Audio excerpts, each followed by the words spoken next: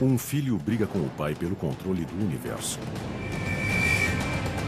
E reúne mais poder que qualquer deus já teve. Essa é a história de Zeus, o líder supremo da mitologia grega. Para nós é um mito, mas para os antigos era realidade. Uma maneira de entender um mundo aterrorizante. Alguns gregos acreditavam que Zeus era o único e verdadeiro deus séculos antes de Cristo, e que as piores catástrofes naturais eram um sinal de sua ira. Esse é o mito de Zeus, como foi originalmente contado. E a surpreendente verdade por trás dele. Confronto dos deuses.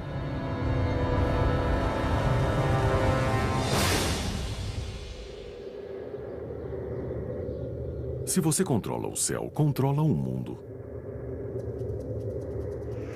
Na mitologia grega, esse poder pertencia a um deus, Zeus. Ele reina como guardião da justiça, mestre dos homens e dos deuses.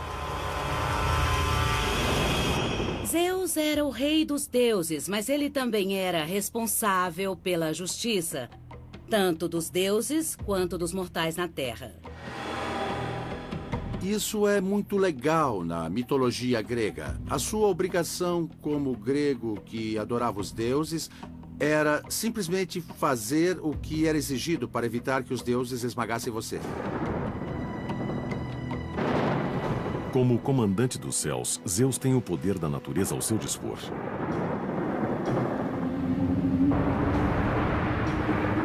Isso dá a ele a arma mais devastadora de todas. O símbolo mais poderoso de Zeus são os raios. É o que Zeus carrega, é seu principal equipamento. E é uma força que o torna a mais poderosa de todas as divindades. Atribuir o raio a Zeus foi uma maneira dos gregos explicarem o inexplicável. Em uma época antes da ciência, a mitologia punha um rosto nas forças que moldavam o mundo. Os gregos usam a mitologia para tentar descobrir por que o mundo e o universo funcionavam dessa maneira. Eles não tinham explicações científicas sobre como o mundo passou a existir, ou por que raios caem aqui e não ali, ou por que agora e não em outro momento. O mundo natural era muito assustador para eles, então eles o associaram ao divino. Eram sintomas do poder dos deuses que eles podiam usar para punir pessoas que não os adorassem adequadamente. O comando de Zeus sobre a natureza o tornou o deus mais temido da Grécia. Mas como ele chegou lá?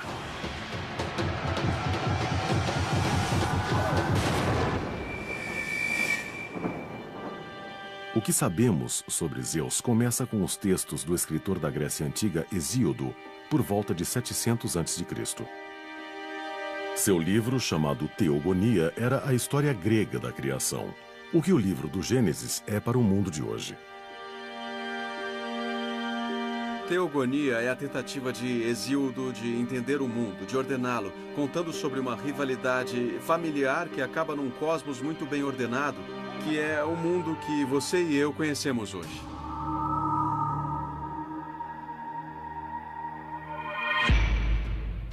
No mito, Zeus não começa como o rei dos deuses. Ele se ergue da obscuridade para desafiar seu pai no controle do universo. Isso não será fácil. Seu pai, Cronos, é o rei dos titãs, os deuses mais poderosos do universo. Os titãs são uma ordem mais antiga de deuses gregos. Eles são bastante grosseiros, não muito inteligentes, também não são muito civilizados. Como líder dos titãs, espera-se que Cronos produza descendentes. Então, ele se une à sua irmã consanguínea e também titã, Reia. O incesto aparece muito na mitologia. Entre os deuses não havia mais ninguém com quem eles pudessem se relacionar, fazer sexo. Então acabavam casando uns com os outros. Há uma ideia aristocrática antiga de que ninguém é melhor para nossa família do que a nossa família. E os deuses gregos pareciam seguir à risca esse princípio. Esses dois irmãos titãs, Cronos e Reia, criam a próxima geração de deuses gregos. A mitologia os chama de olimpianos. Entre eles estão Hades, Poseidon e Zeus. Mas eles não herdarão simplesmente a Terra. Eles devem lutar por ela.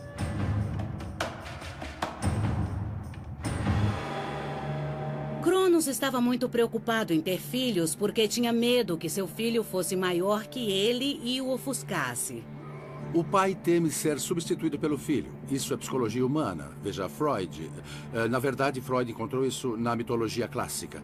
Então, esse medo de perder o poder para a próxima geração era real. Se você tivesse um filho e tivesse algo de valor, em algum momento precisaria ficar de olho em seu filho. Então, a solução dele para esse problema foi engolir vivos todos os filhos. Então, assim que a mulher dava à luz, ele os ingeria. Claro que, já que eles são imortais, os filhos que Cronos engolia não morriam. Eles só ficam presos em sua barriga. Ele tenta controlá-los e impedir que eles vivam no mundo e desenvolvam um poder que possa um dia derrubá-lo. Para os gregos que contavam o mito, esse era um ato espantoso. O canibalismo era deplorável tanto na época quanto é hoje. Vemos os escritores gregos expressando seus medos através da mitologia. Canibalismo, sacrifício eram tabus terríveis. Mas quando você projeta isso nos deuses, eles dão uma segurança para que se explore as consequências do que poderia acontecer.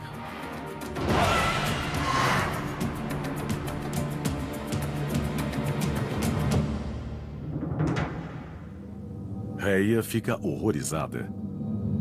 Todos os seus 5 filhos foram engolidos vivos. Agora ela está grávida de novo, mas dessa vez ela tem um plano. Ela foge e dá à luz um filho em segredo, o futuro rei dos deuses, Zeus.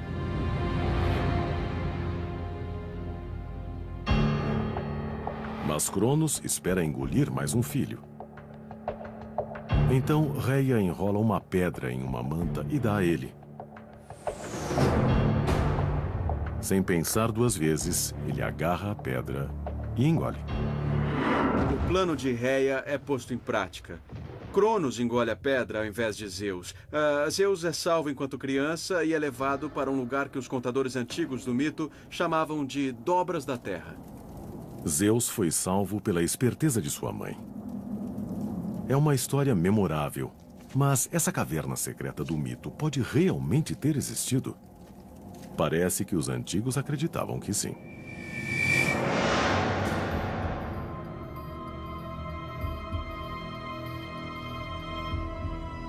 Eles achavam que Zeus havia nascido na ilha de Creta.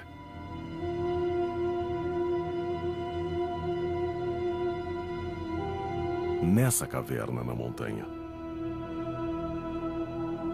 Sabemos que a caverna na ilha de Creta talvez seja o mais importante santuário de veneração a Zeus. Ela era considerada um dos possíveis lugares onde Zeus, bebê, foi escondido de seu próprio pai. Explorações na caverna revelaram que ela foi um grande local de peregrinação de visitantes de todo o mundo antigo. Era um local onde as pessoas iam para adorar Zeus. E como sabemos, descobrimos milhares de oferendas a Zeus e objetos rituais para Zeus vindos de todo o Mediterrâneo. Uma descoberta em particular se relaciona diretamente ao mito de Zeus. Entre o material encontrado na caverna havia alguns escudos que provavelmente ficavam nas paredes e foram colocados lá, indicando que as pessoas que defendiam Zeus batiam nesses escudos para abafar seu choro quando ele era bebê, para que Cronos não ouvisse. Um filho escolhido que é escondido para ter sua vida salva. Para os cristãos e os judeus, a história do nascimento de Zeus é bem familiar. Muitas tradições religiosas e mitológicas têm histórias de crianças sagradas ou divinas que são escondidas para que possam crescer e, quando adultas, cumprir seus destinos. Um exemplo disso foi Jesus, que foi escondido de Herodes numa manjedoura para que não fosse pego, ou Moisés, escondido no Egito.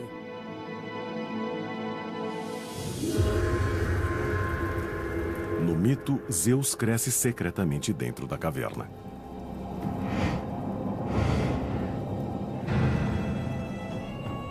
Ele tem um período de treinamento longe dos olhos de Cronos e adquire força e se torna um homem.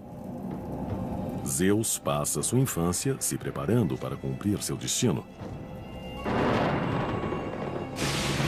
Desafiar seu pai e os titãs pelo controle do universo.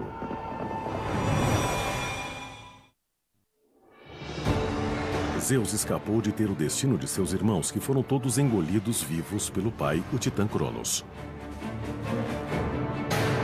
Dentro de uma caverna distante, ele cresceu e virou um deus adulto. Agora está pronto para iniciar a épica luta por poder que ele nasceu para enfrentar. Vai vingar a selvageria de seu pai, libertar seus 5 irmãos olimpianos da barriga dele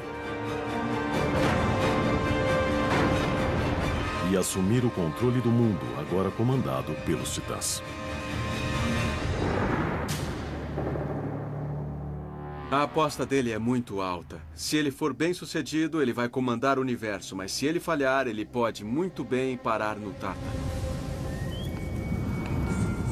Tártaro é o nível mais baixo do mundo inferior, o Hades, o equivalente grego ao inferno. Tártaro era parte do Hades para onde iam os condenados. As pessoas que eram ruins ou que cometeram crimes contra os deuses na Terra eram mandadas para o Tártaro. Se Zeus falhasse em sua tentativa de ganhar poder sobre Cronos e os titãs, seria condenado a esse lugar por toda a eternidade. Mas se ganhasse, ele comandaria os deuses e os homens de seu trono no topo do Monte Olimpo.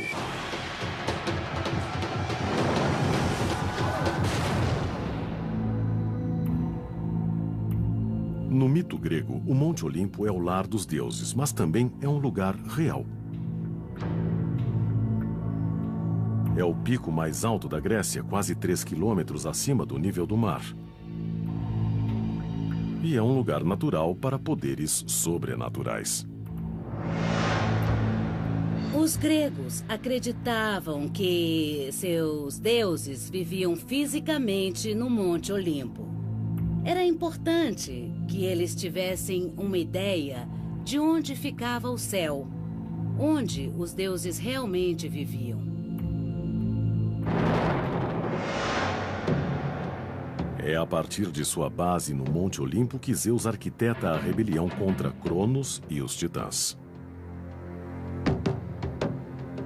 Zeus vai precisar da ajuda dos outros para que possa alcançar o poder supremo. É uma grande briga familiar e Zeus vai diretamente até seu pai. Ele sabe que seus maiores aliados serão seus 5 irmãos, os olimpianos, todos agora adultos, mas ainda presos dentro da barriga de Cronos. Se forem libertados, os olimpianos podem ficar a favor de Zeus e ajudá-lo a destruir os titãs para sempre. Ele queria libertar todos os irmãos, então criou uma poção.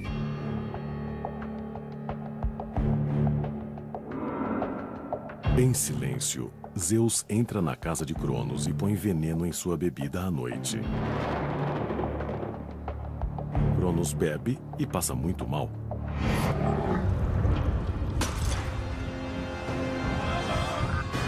Primeiro, ele vomita a pedra que a esposa havia lhe dado no lugar do bebê Zeus. De acordo com a tradição, essa pedra é a pedra fundamental do local mais sagrado da antiga Grécia, o Templo de Delfos, lar do oráculo. Delfos é um santuário na Grécia, onde as pessoas de todos os lugares iam se consultar com Deus. Era uma linha direta com o céu para se pedir resposta para tudo. Até hoje, milhares de anos depois da história ter sido contada pela primeira vez, a pedra que supostamente Cronos vomitou ainda está lá. No centro do complexo do templo, há uma pedra de forma oval que dizem ser a pedra que substituiu Zeus quando Cronos a engoliu. E se você for lá hoje no templo de Delfos, os locais ainda contam que a pedra que está lá é realmente a que esteve na barriga de Cronos.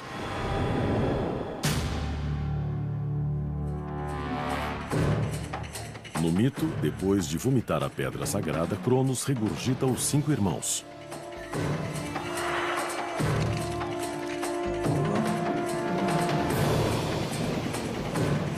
E eles estão prontos para entrar para a revolução de Zeus. O que marca Zeus como um líder diferente daqueles que vieram antes é a sua inteligência. Ele sabe persuadir e convencer as pessoas de que ele deve ser o líder, de que ele sabe fazer coligações. Zeus agora tem seus irmãos a seu lado, mas ainda precisa de mais forças para enfrentar os titãs. E há outros membros mais distantes da família que querem vingança. Os irmãos esquecidos de Cronos. Os Ciclopes e os Hecantoquíros. Mas para encontrá-los, Zeus tem que ir ao inferno. Cronos teve medo dos poderes dos Hecantóquiros e dos Ciclopes e os trancou no Tártaro. Zeus sabia que se tivesse seus poderes ao seu lado, poderia conseguir o que queria. Ele desce e conversa com os Hecantóquiros e diz: eu respeito muito vocês. Eu sei que meu pai Cronos maltratou vocês. Agora eu os liberto e vocês devem a mim. Eles ficam emocionados e dizem: sim, grande Zeus, percebemos que você não só tem grande poder, mas também sabe como tratar bem as pessoas. Nós gostamos disso e agora lutaremos ao seu lado. Em gratidão por serem libertos, os Ciclopes dão um presente a Zeus: o poder dos raios.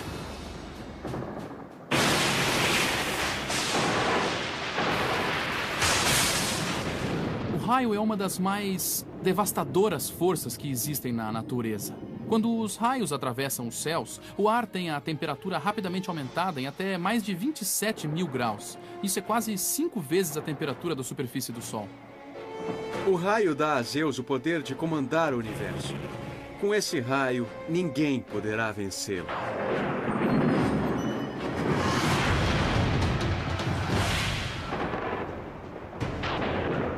As linhas de batalha são definidas. Os titãs lutarão do Monte Otris e os olimpianos do Monte Olimpo. Entre eles está a planície da Tessália. Mas esse lugar não é apenas um campo de batalha mítico. Se levarmos em consideração o mapa moderno da Grécia, nós sabemos que a Tessália é a parte central do país. É a maior e a mais fértil planície da Grécia, desde os tempos antigos até hoje. A Tessália tem um histórico longo e sangrento, desde as guerras greco-persas do século V a.C. até as guerras mundiais do século XX d.C. E é aqui que a grande batalha dos deuses acontece.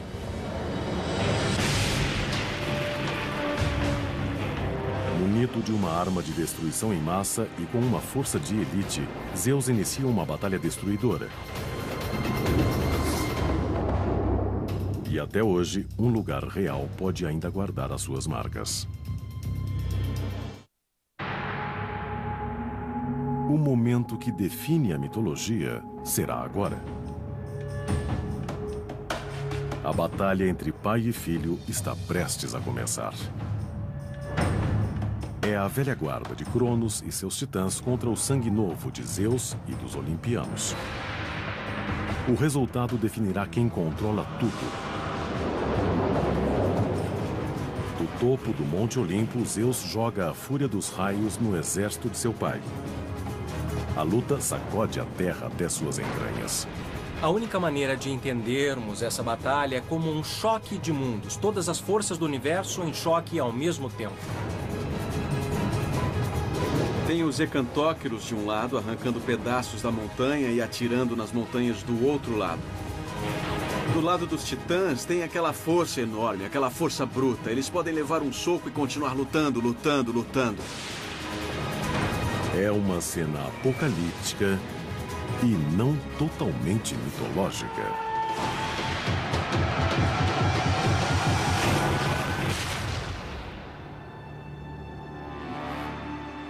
Especialistas determinaram recentemente que um evento natural tão assustador quanto realmente aconteceu no mundo antigo.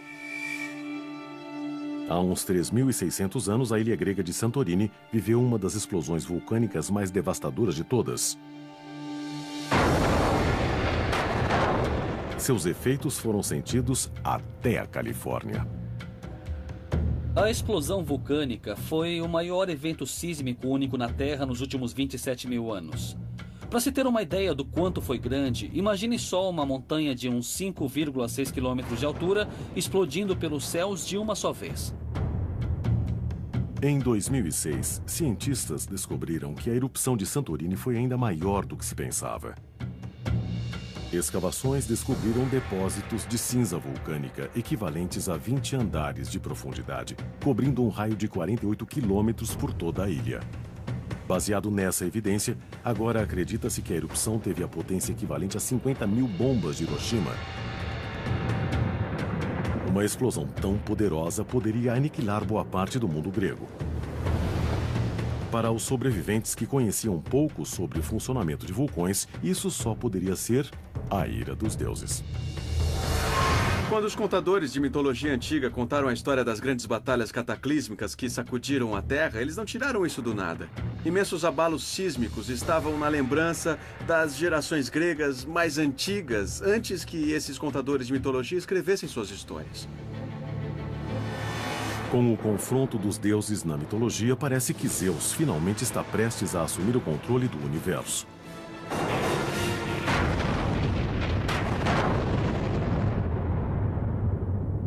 Seus poderosos aliados fizeram a diferença e os olimpianos se aproximam da vitória. Mas os titãs têm uma última arma ao seu dispor. Das profundezas do Tártaro, eles chamam uma besta colossal: Tífon.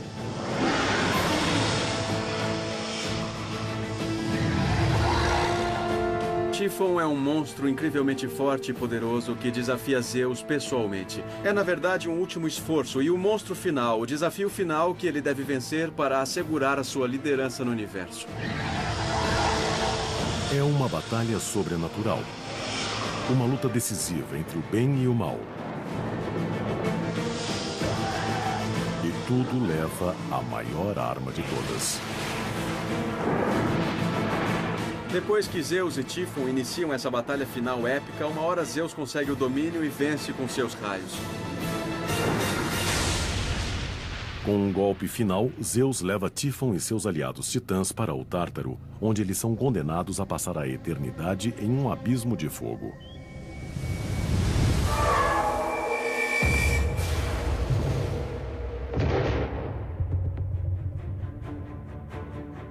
De acordo com os antigos, foi do outro lado do Mediterrâneo, na ilha da Sicília, que os inimigos de Zeus desceram para o inferno através da cratera vulcânica do Monte Etna.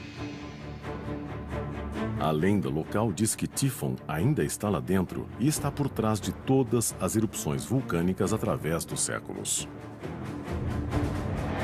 Os gregos usavam esse mito como maneira de explicar por que a lava constantemente saía do vulcão. Eles explicavam isso como os raios restantes disparados por Zeus ou as chamas de Tífon, que ainda respirava, explodindo chamas para fora do centro do vulcão. Também é dito que Tífon causa tempestades de vento destrutivas. Na verdade, seu nome gerou a palavra tufão. Mas no mito, as nuvens de tempestade se acalmam por enquanto. A vitória de Zeus sobre seu pai o torna rei dos deuses, o líder absoluto do universo. Assim é o mito, mas qual sua relação com a realidade? Em 2003, na base do Monte Olimpo, um templo perdido foi descoberto. Ele foi o ponto central da cidade antiga conhecida como Dion e era dedicado a Zeus. Dion é uma cidade construída na base do Monte Olimpo Então é bem perto do lar dos deuses e deusas olímpicos. E era onde Zeus vivia na mitologia grega. Na verdade, o nome da cidade Dion significa Zeus.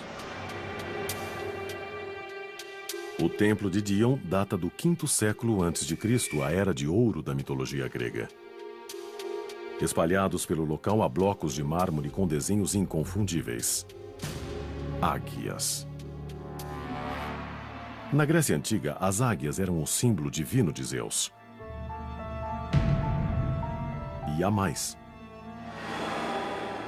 Essa estátua sem cabeça foi encontrada em um leito de rio próximo. Nessa base de 2.400 anos estão esculpidas 3 palavras: Zeus, o Superior. Há uma discussão entre especialistas sobre o que significa essa referência de superior. Alguns acreditam que a estátua pode ser um elo perdido entre a adoração a muitos deuses da Grécia e a filosofia monoteísta de cristãos e judeus. E que essa descoberta é prova de que os gregos estavam abraçando a ideia de um só Deus por conta própria antes da chegada do cristianismo. Os gregos às vezes identificam esse deus superior como Zeus. Afinal, a palavra Zeus, em sua forma nativa Theos, é que gera a palavra Deus. Então, há uma razão etimológica para entendermos Zeus como a deidade máxima. Começando por volta do 3º, 2º e 1º séculos antes de Cristo, diferentes escolas filosóficas e teológicas surgem e começam a propor uma visão muito forte de que só há um Deus e que todas as histórias antigas, todos os contos antigos são na verdade uma metáfora que reflete diferentes aspectos dessa divindade.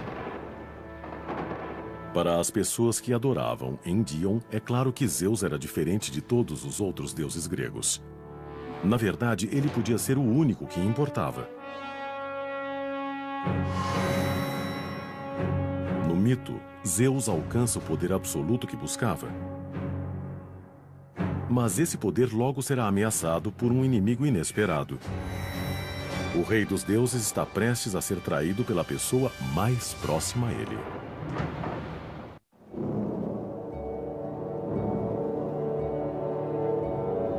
Zeus venceu seu embate épico com os titãs. Agora, ele senta no topo do Monte Olimpo como rei dos deuses e mestre da humanidade.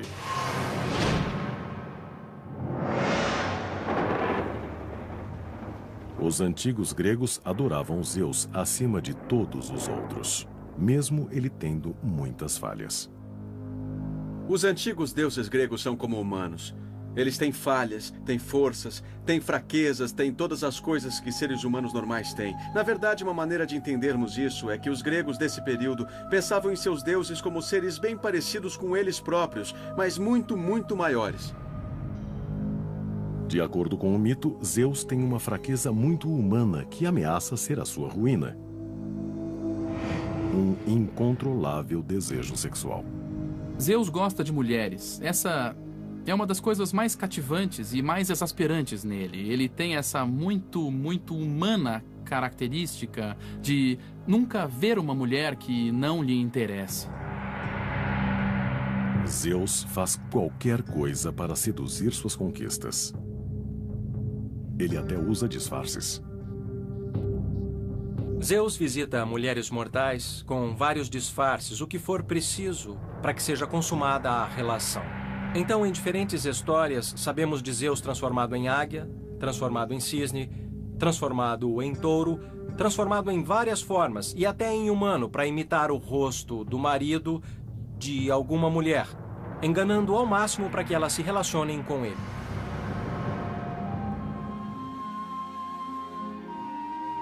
Uma linda e jovem deusa chamada Metis é a primeira a chamar a atenção de Zeus.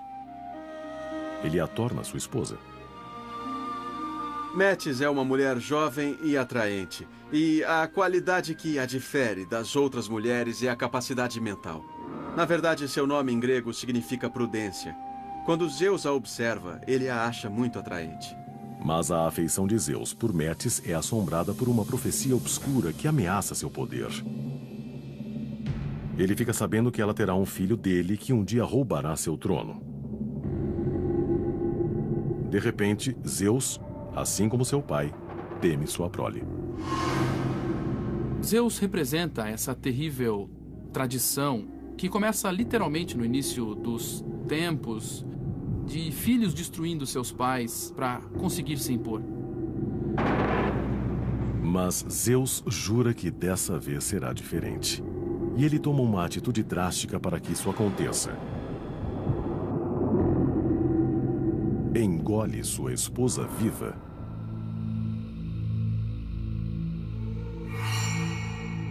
Mais uma vez, o amor familiar é presa do poder. A história se repete. Mas esse ato terrível tornará Zeus mais forte e mais sábio. Engolindo a esposa, Zeus internaliza Metis e sua astúcia, sua prudência de uma só vez. Ela se torna parte de Zeus, no sentido de que está presa em sua barriga e também acaba assumindo qualidades superiores, como a habilidade intelectual. Isso parece estranho para nós, mas é importante lembrar que, para os gregos, o lugar do corpo onde eles pensavam que estava a sabedoria e as ideias era no estômago. Então, quando Zeus engole Metis, na verdade, ele a leva para seu estômago, onde seus melhores pensamentos eram engendrados. Sem Metis, Zeus precisa de uma nova esposa. E como seu pai, ele encontra uma na própria família. Sua irmã olimpiana, Hera. Ela não é como as conquistas anteriores de Zeus. Ela é a deusa mais poderosa da mitologia. O rei dos deuses encontrou alguém à sua altura. Entre Zeus e Hera, na verdade, vemos uma relação de duas pessoas iguais em alguns níveis. Então, acho que podemos ver alguns dos conflitos entre Zeus e Hera como... Sabe, os gregos pensando em como seria se duas pessoas de igual poder se relacionassem. Ela é a rainha das deusas e tem uma beleza incrível. É extremamente inteligente, poderosa, mas também é excessivamente ciumenta, porque Zeus sempre corre atrás de outras mulheres. O rei dos deuses continua a se envolver com várias parceiras sexuais. Ele concebe mais de 100 filhos com muitas amantes, tanto divinas quanto mortais. Se não estou enganado, Zeus nunca tem um encontro com uma mulher que não produza um filho. Nesse sentido, é uma grande virilidade e é o poder extremo. A habilidade de Zeus de dormir com todo mundo se encaixa numa fantasia masculina da Grécia Antiga sobre como os homens gregos gostariam de viver. Os homens fantasiavam sobre essas coisas e achavam que se existia um Deus todo-poderoso por aí, ele certamente realizaria essas fantasias. A promiscuidade de Zeus era uma maneira perfeita dos gregos se conectarem a ele. Cada canto do mundo grego dizia ser lar de um filho seu. Com o crescimento da fama e do poder de Zeus pela Grécia Antiga, cada vez mais cidades queriam ser associadas a ele. Elas diziam ter havido algum tipo de ligação entre Zeus e uma mulher mortal de sua árvore genealógica que gerou filhos que depois criariam as principais famílias locais. Evidências dessas relações podem ainda ser encontradas em cidades por todo o mundo grego. Atenas, Tebas, Magnésia, Macedônia, todas receberam nomes de filhos de Zeus. Mas havia uma pessoa que não ficava feliz com a fertilidade abundante de Zeus.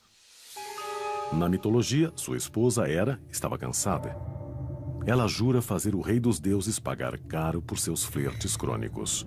Ela não gosta de ser humilhada diante dos outros deuses, então ela vai descontar isso no marido. Hera reúne outros olimpianos e planeja as bases de uma revolução.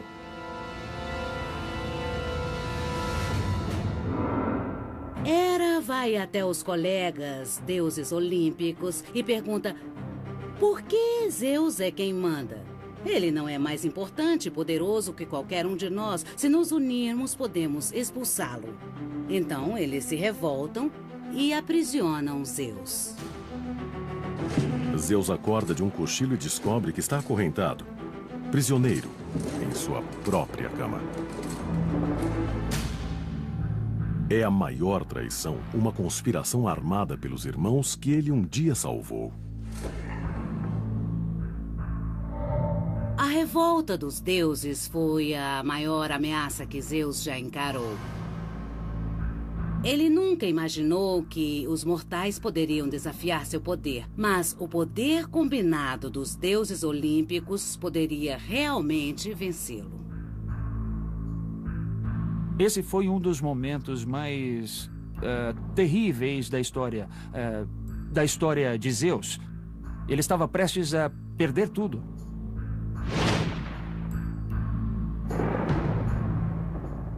Mas quando tudo parecia perdido, a ajuda veio através de velhos aliados.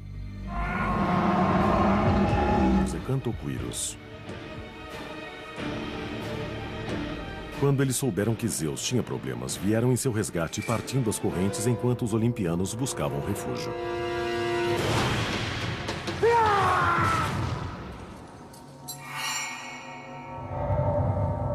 Zeus sobrevive à tentativa de golpe. Agora é hora de cumprir sua vingança. Sua esposa Hera é sentenciada a ficar pendurada nos céus por correntes de ouro. Seu filho Apolo e o irmão Poseidon são condenados a trabalhos forçados. Eles devem construir um dos monumentos mais icônicos do mundo antigo, os imensos muros de Troia. Esse é outro exemplo de um mito explicando o inexplicável. Para os antigos gregos, os muros de Troia pareciam fortes demais para terem sido construídos pelo homem. Então, a punição de Zeus para Apolo e Poseidon ajuda a justificar sua existência. Suas ruínas resistem até hoje. Na antiguidade, as pessoas achavam que eles podiam ter sido construídos pelos deuses ou por algum tipo de intervenção divina em prol dos troianos. No mito, Zeus fez justiça àqueles que o enfrentaram. Mas os seres humanos irão sofrer a sua ira. Essa ira vai chegar na forma de um grande dilúvio que pode ser relacionado à história bíblica de Noé.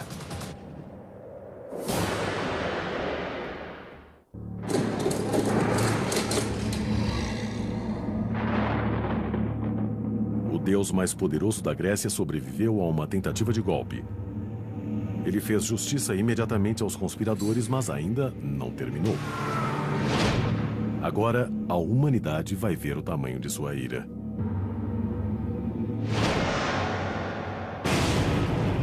Nos tempos antigos, o temor à punição de Zeus mantinha muitos gregos longe de problemas.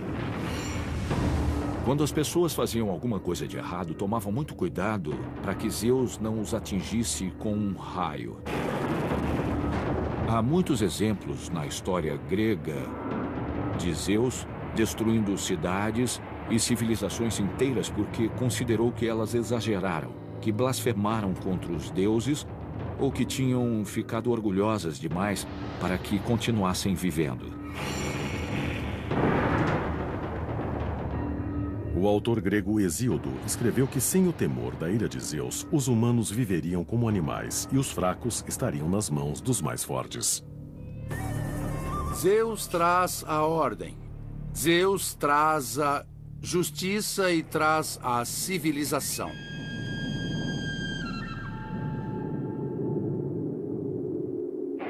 Quando as catástrofes naturais ocorriam no mundo real, os gregos acreditavam que elas eram enviadas por Zeus para punir os homens maus. Geralmente inventavam-se histórias para explicar o que tinha deixado o Deus Supremo tão irritado.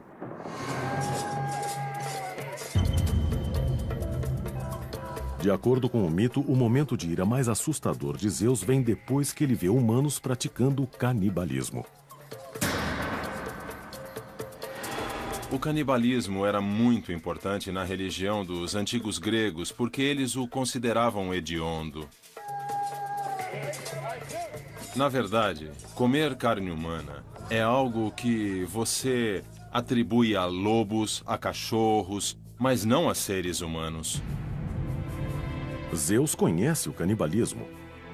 Seu próprio pai, Cronos, engoliu todos os irmãos de Zeus. Quando ele é confrontado com a visão de imortais fazendo a mesma coisa, fica enfurecido e jura destruir a raça humana com um dilúvio catastrófico.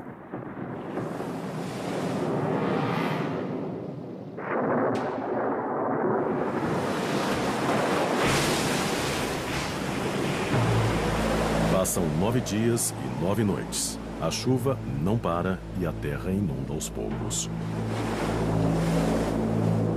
As águas alcançam o pico do Monte Parnaso, que fica a mais de 2 quilômetros de altura.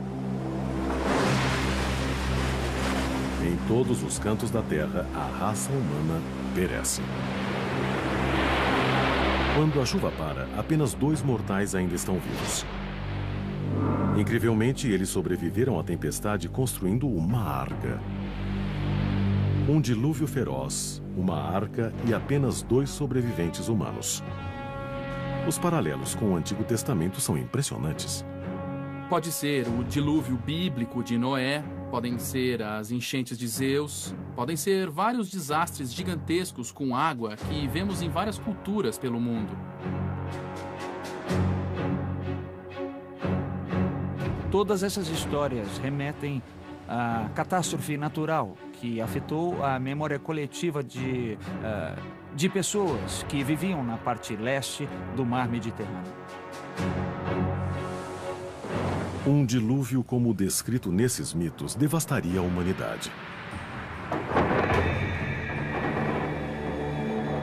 Mas um dilúvio assim pode realmente ter acontecido?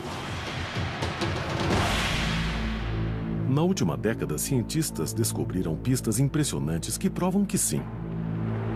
A pesquisa mostrou que com o fim da última era do gelo, há aproximadamente 7.000 anos, o escoamento de geleiras derretidas chegou à bacia do Mar Negro, inundando violentamente quase 440 mil quilômetros quadrados de terras.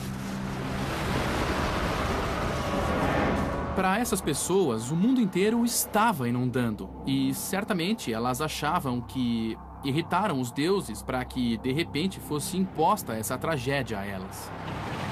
Um desastre real pode ter reforçado a história do dilúvio de Zeus.